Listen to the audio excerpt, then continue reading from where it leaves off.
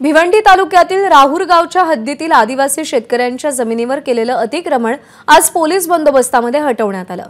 तालुक्यातील राहुर या गावामध्ये 23 भूमिहीन आदिवासी शेतकऱ्यांना 1978 मध्ये तब्बल 80 एकर जमीन दिली होती। कालांतराने या जमिनी स्थानिक धनदांडग्यांनी बळकावून बंगले आणि फार्म हाऊस बांधले। यावर कारवाई करण्यासाठी श्रमजीवी संघटनेचे संस्थापक विवेक पंडित यांनी पाठपुरावा केला होता। त्यानंतर आज मोठ्या पोलीस बंदोबस्तात तोडक कारवाई करण्यात सुरू आहे।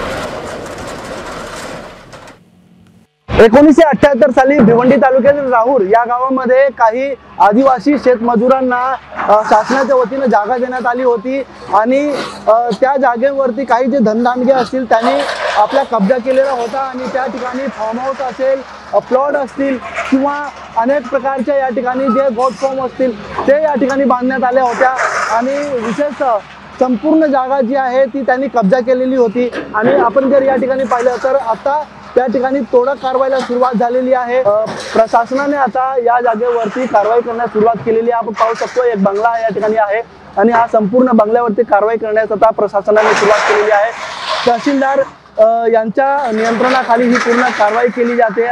विशेषतः आपल्यासह या ठिकाणी तहसीलदार साहेब आहेत। तहसीलदार साहेब, काय सांगाल नक्की या ठिकाणी कशा पद्धतीने ही कारवाई करण्यात येत आहे आणि कुठे कुठे करण्यात येते?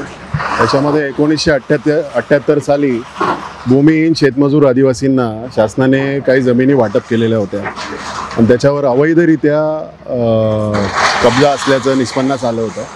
किती भागामध्ये हा कब्जा आहे आणि किती ठिकाणी कारवाई चालू आहे? एकूण 23 प्लॉट वाटप करण्यात आले होते। त्यापैकी 16 प्लॉट बाबत आपल्याला जबाब प्राप्त झाले होते आदिवासी बांधवांचे। तर अशा 16 प्लॉटवर आज कारवाई सुरू आहे। तर पहिल्या या ठिकाणी तर काही जे शेतकरी होते आदिवासी त्यांना आपल्या उदरनिर्वाहासाठी ही जागा जी आहे त्यांना देण्यात आली होती शासनाच्या वतीने, परंतु त्या जागेवरती काही जे धनदांडगे असतील त्यांनी कब्जा केलेला होता आणि त्या ठिकाणी अशा पद्धतीने माझ्या पाठीमागे तुम्ही पाहता त्या पद्धतीने बंगले असतील किंवा पक्के घरं असतील किंवा फार्म हाऊस असतील अशा पद्धतीने त्यांनी बांधून ठेवलं होतं आणि त्या जागेची माहिती आता प्रशासनाला दिल्यानंतर कळाल्यानंतर त्यांनी आता त्या जागेवरती कारवाई करण्यास सुरुवात केलेली आहे।